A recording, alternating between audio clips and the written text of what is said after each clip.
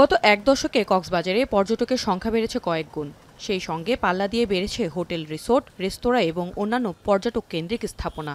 গণপূর্ত বিভাগের হিসেব অনুযায়ী হোটেল মোটেল জোনে 226টি হোটেল নির্মিত হয়েছে গণপূর্ত থেকে বরাদ্দ পাওয়া জমির পুরোটা দখল করে। এছাড়াও জাতীয় গৃহায়ণ কর্তৃপক্ষে বরাদ্দ নেওয়া আবাসিক ফ্ল্যাটেও চলছে বাণিজ্যিক হোটেল ব্যবসা। পরিবেশ অধিদপ্তরের তথ্য বলছে, কক্সবাজারে 5 শতাধিক হোটেল রিসোর্টের মধ্যে প্রায় 12টি হোটেলের নিজস্ব সুয়েজ ট্রিটমেন্ট প্ল্যান্ট রয়েছে। বাকিগুলোর পয়ঃবর্জ্য সরাসরি গিয়ে পড়ছে খাল নালার মাধ্যমে সাগরে। এসব অনিয়ন্ত্রিত নির্মাণ ও ব্যবসার দায় স্বীকার করেছেন হোটেল মোটেল গেস্ট হাউস মালিক সমিতির সভাপতি নিজেই। অথচ তার পরিচালিত হোটেলেও নেই পূর্ণাঙ্গ এসটিপি। এ কারণে সংগঠনের নেতৃত্বে থেকেও ন্যূনতম পরিবেশ মানদণ্ড রক্ষা না করায় তার ভূমিকায় এখন প্রশ্নের মুখে।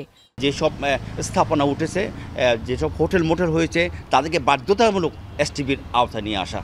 যারা এসটিপির আওতায় আসবে না, এসব হোটেল বন্ধ করে দেওয়া উচিত বলে আমি মনে করি। এটা আসলেই আমাদের শুরুতেই কোনো পরিকল্পনা আমাদের হাতে ছিল না, আর ছিল না বলেই 500-র মধ্যে প্রায় 350-400 হোটেল অপরিকল্পিতভাবেই সৃষ্টি হয়েছে। পরিকল্পনাহীন সম্প্রসারণ এবং অপর্যাপ্ত ড্রেনেজ ব্যবস্থার বিষয়ে হতাশা প্রকাশ করেছেন পৌরসভাও।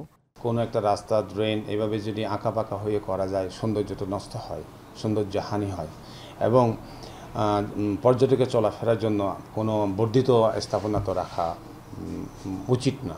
পরিবেশ অধিদপ্তরের ছাড়পত্র ছাড়া এসব হোটেল এতদিন কিভাবে চালু ছিল, সেই প্রশ্নের কোনো উত্তর দিতে পারেনি কর্মকর্তারা। যেসব হোটেলে এরকম এসটিপি নেই, তাদের বিরুদ্ধে আমরা আইনগতভাবে প্রত্যেক মাসে অভিযান পরিচালনা করা হচ্ছে, আইনগত ব্যবস্থা নেওয়া হচ্ছে। অনিয়মের এখানেই শেষ নেই। সৈকতের 300 মিটারের মধ্যে আদালতের নিষেধাজ্ঞা উপেক্ষা করে গড়ে উঠেছে বহু স্থাপনা। জেলা প্রশাসনের অনুমতি নিয়েই বসানো হয়েছে প্রায় 600 ঝুপড়ি দোকান। কক্সবাজার উন্নয়ন কর্তৃপক্ষ বলছে, জেলার পরিকল্পিত উন্নয়নের লক্ষ্যে একটি মহাপরিকল্পনার কাজ চলছে। অপরিকল্পিত ঝুপড়ি থেকে আরম্ভ করে সব কিছু। সুতরাং এটা চাইলে জেলা প্রশাসক যদি একটু স্ট্রিক্ট হয়, তাহলে এটাকে আমরা মেইনস্ট্রিম করতে পারি।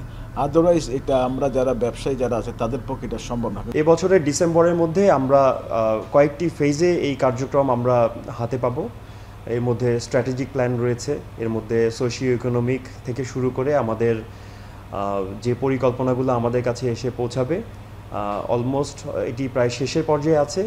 দীর্ঘমেয়াদী পর্যটন পরিকল্পনা না থাকলেও কক্সবাজারের ভবিষ্যৎ আরও অন্ধকার হবে বলে মনে করেন সচেতন মহল।